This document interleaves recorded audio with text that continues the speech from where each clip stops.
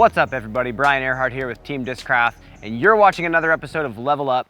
Today, we're gonna be talking about improving two of some of the tougher shots to execute in the backhand throw, the turnover and the Anhyzer shot. Let's get into it.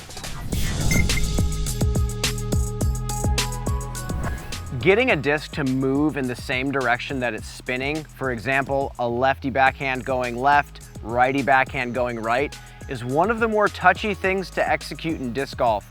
The question is that I get so often, why learn a turnover or an Anhyzer shot that does that when I already have a forehand that goes in that direction? There's a couple things that I want to say quickly before we get into it. Number one, since the disc is spinning in the opposite direction as a forehand hyzer, we're not going to hit the ground and skip really far when we hit the ground with the Anhyzer turnover. What's going to happen is we're going to get the disc to actually land softer with an Anhyzer, and then again on the finish, we're not going to get a long skip and crash out of the flight. With a turnover or Anhyzer shot, we're going to get to actually fade forward a bit more and pan out of the flight if we execute it properly. So it's great to have a backhand turnover and Anhyzer as well as a forehand hyzer so you can more precisely navigate different shots on the disc golf course. You might also be thinking to yourself, isn't a turnover the same thing as an Anhyzer?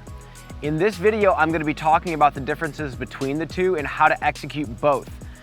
In my definition, a turnover is where we actually throw a disc that's understable by nature forward initially, and we let the natural understability of the disc turn it in the same direction that it's spinning. Unlike a turnover where we let the disc naturally move in the direction it's spinning, an Anhyzer is forced on that angle of turn right out of our hand, and it can be thrown with a lot of different types of stabilities of disc.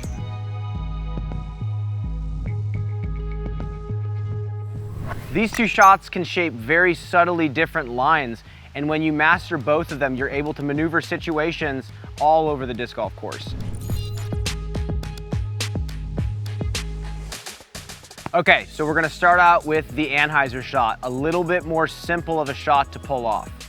The first thing I wanna talk about with the Anhyzer has to do with footwork, and if you want a deeper dive into the X-step footwork for a backhand, check out my X-step deep dive video in this same series. The biggest thing that I see right off the bat for a player that struggles throwing Anhyzer starts with the feet. If you wanna throw a shot, and me as a lefty, my Anhyzer is a right to left shot. A shot that is turning left in the same direction that I'm spinning it. If I wanna throw a right to left moving shot on Anhyzer, my body doesn't move straight on the tee pad where the disc is gonna finish. I need to move my body on the tee pad where the disc is initially flying. So that's a huge problem that I see, and it seems very straightforward, but it's something that a lot of players seem to not necessarily think about when making this shot happen. A lot of times what I see are players taking a very straight on approach, very straight on to where the disc is going to finish, and then they try to drag the disc off to the side and make all of that shot happen with their arm. You're gonna get a very weak shot, and it's gonna be a very inconsistent shot because you're fighting against your body's natural momentum. So again, if you're a righty and you're throwing a left to right shot, you're gonna move right to left on the tee pad. You're worried about the first 50 to 100 feet of the flight, and then let that angle that you released it on drag the disc to where you want it to go. So even if you have this concept already dialed in and you think about alignment this way, if you're a player that likes to swing that final plant step even with your back foot, that can also cause some problems. And again, a deeper dive in that in my X-step deep dive video if you need to check that out.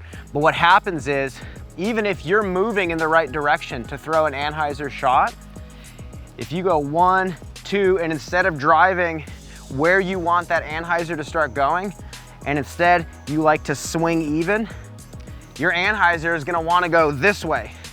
It's gonna wanna fly that way. And that's why a lot of people who do step even with their back foot when they throw backhands, that's why they grip lock when they get a hold of a disc.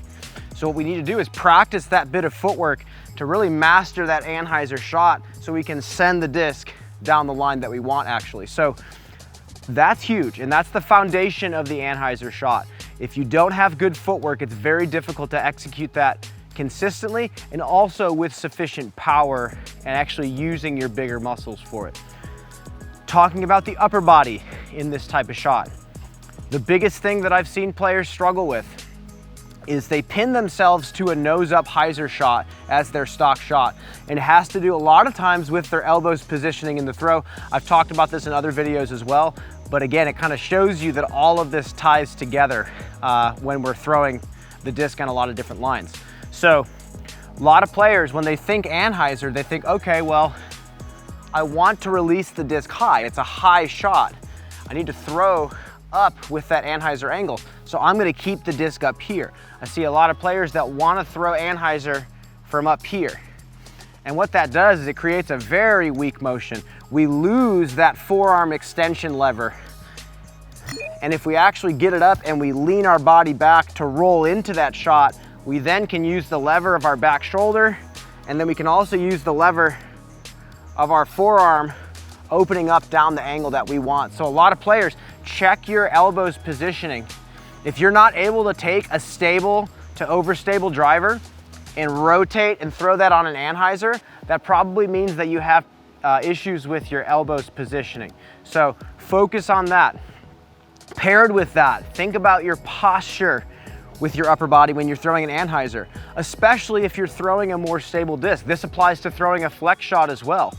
A lot of players that love those nose-up hyzer flips have a lot of trouble throwing a clean flex shot. So paying attention, yes, to your elbows positioning and making sure that instead of having it be here, the position looks more like this. We also need to make sure that our shoulder blades are coming back and pulling our body back. We're literally gonna be rolling into this Anhyzer. We need to be finishing the shot. I see a lot of players that look good in the beginning and they look good, and then they hunch over last second and they can't execute that shot. So again, pay attention, elbow positioning, make sure that forearm lever is activating. And then to get your shoulder lever activating, we need to pull back and make sure we're rotating all the way through that Anhyzer shot.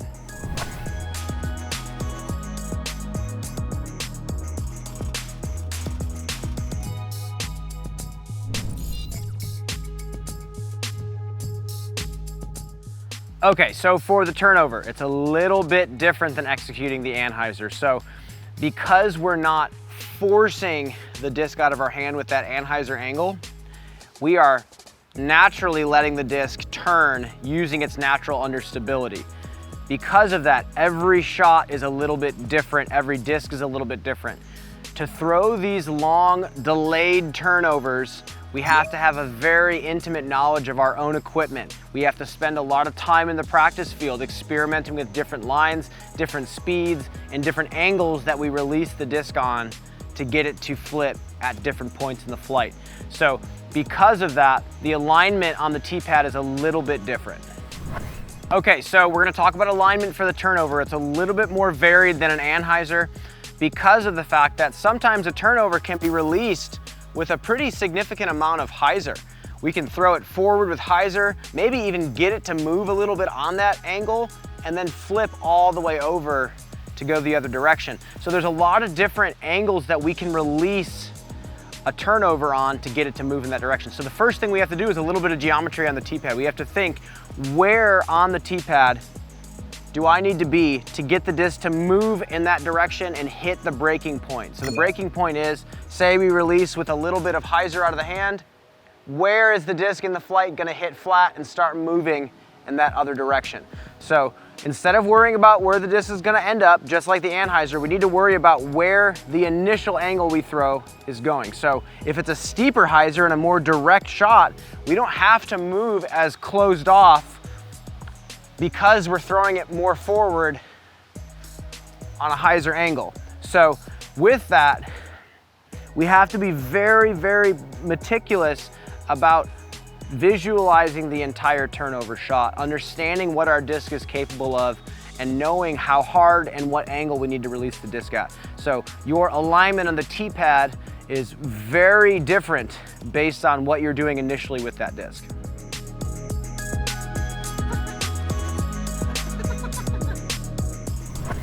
Because the turnover shot is such a delicate shot to execute, it requires a very high level of spin and angle control. If you struggle with anything from off-axis torque to rounding to rough footwork, all of these things can play into limiting your spin and angle control and making a turnover shot, especially those late flipping turnover shots, very difficult to execute. So it's important to understand that as you grow in your disc golf journey, the turnover is one of the toughest shots to execute because everything matters in it. Your feet, your arms, your posture, what discs you're using, all of this plays into the turnover shot. And as a lot of these things begin to fall into place for you as you keep improving your game, it's going to be easier and easier to impart clean spin and angle on the disc, and you'll be able to just lean into that and trust that as long as you release the disc with the right amount of speed and angle, the disc you're throwing is going to fly that turnover line for you. It's very important to not worry about controlling the entire flight of the disc. If you just control that first part of the flight and you just commit to the angle of release and you visualize that before you throw the shot, that's how you become a better shot shaper and that's how you become a better turnover thrower. And just to reiterate, since this shot is so complex, I highly recommend going to the practice field and spending a lot of time with your equipment, experimenting with different angles of release, different heights, and different speeds. So it's very important that you go out to the field and you experiment with what discs can actually fly that turnover line.